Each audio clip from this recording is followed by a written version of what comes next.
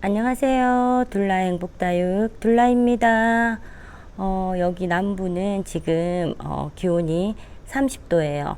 그리고 지금 오전 9시인데요. 하늘에 먹구름이 잔뜩 있어가지고 그렇게 많이 뜨겁진 않답니다. 간간히 불어주는 바람이 있어서 그렇게 체감 온도가 그렇게 높지는 않는 것 같아요. 오늘 제가 데리고 나온 아이들은 화이트 그린이에요. 지금쯤 화이트 그린이가 제일 꼬질꼬질해질 때잖아요. 그래서 저는 이 화이트 그린이를 아파트에 키울 때는 햇살이 반 그늘이 드는 베란다 쪽 창틀 안쪽으로 해가지고는 창틀 앞쪽으로 이렇게 둬가지고 이제 통풍이 중요하니까 그렇게 키우다가 옥상에 와서는 차광막 아래 그냥 저 하우스 아래 뒀었어요.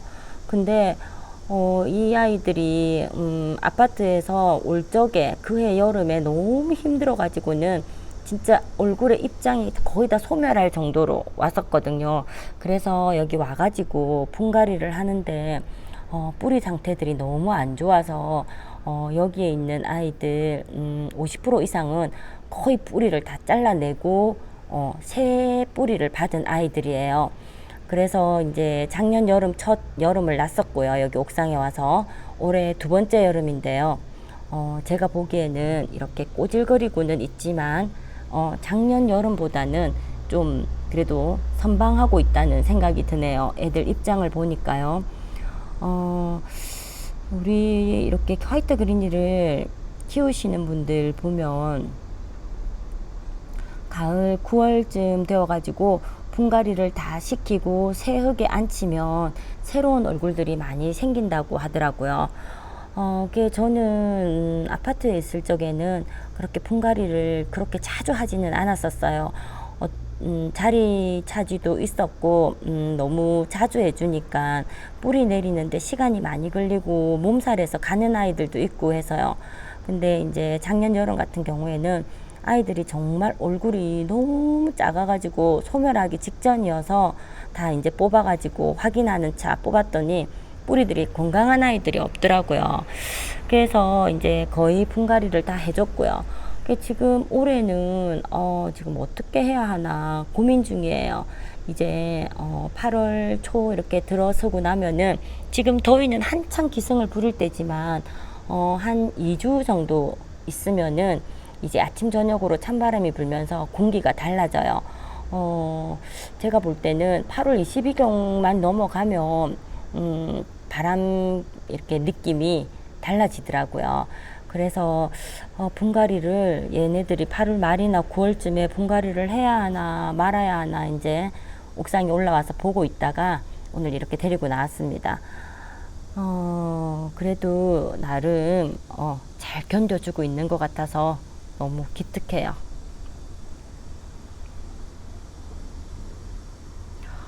이 아이는 올 여름 들기 전에 애벌레가 여기에 먹어가지고는 애들이 가지 몇 개가 안이 텅 비어 있는 거 있잖아요. 그래가지고는 만지니까 바스락거리면서 물컹해가지고는 소독약을 살충제를 치고 안 될까 걱정을 했었는데 그래도 다행히 살아나더라고요. 여기 옥상에서는 나비가 날아다니면 걱정입니다.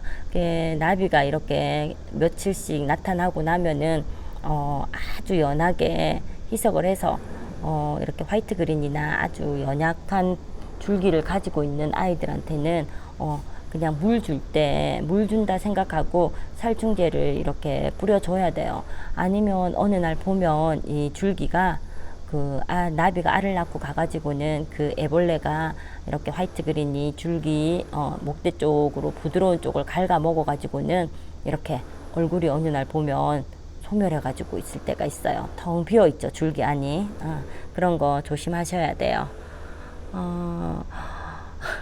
우리 딸아이가 병원 일을 하는데요. 너무 힘들어 했었어요. 그러니까는 간호병동에 있다 보니까 보호자분이 없는 간호병동에서 이렇게 근무를 하면서 이렇게 허리를 너무 많이 쓰고 이래가지고는 허리가 문제가 있었던 것 같아요. 근데 이제 젊고 하다 보니까 그거를 그냥 조금 힘이 들어서 그런가 보다 하고 놔뒀었는데 이제 소파에 앉아 있다가 이렇게 탁 일어나는 순간 애가 갑자기 막 비명을 지르면서 꼼짝을 못 하는 거예요.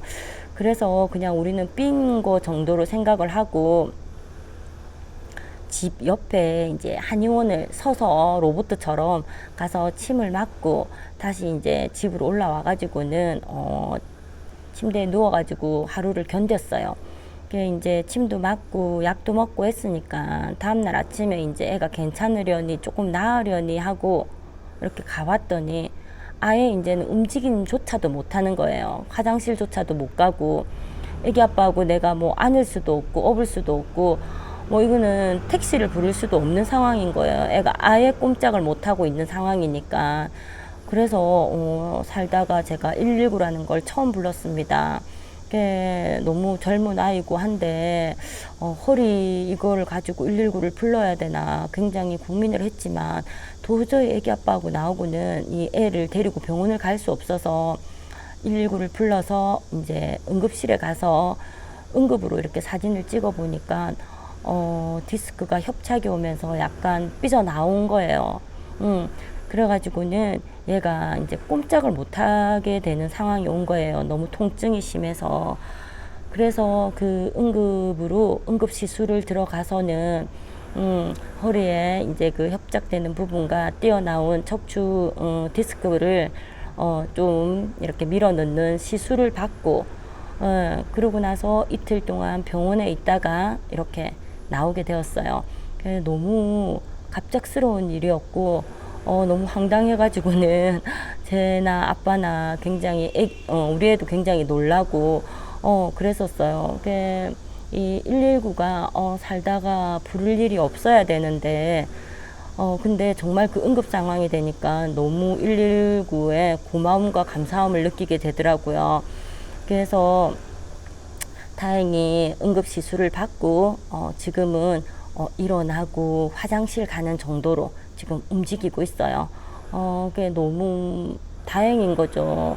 정말 더 큰 일이면은 큰 일에 비하면은 아무것도 아니라 생각을 하실 텐데요. 갑자기 애가 그렇게 해서 아예 움직이지 못하는 상황이 오니까 너무 겁이 나고 걱정이 되더라고요.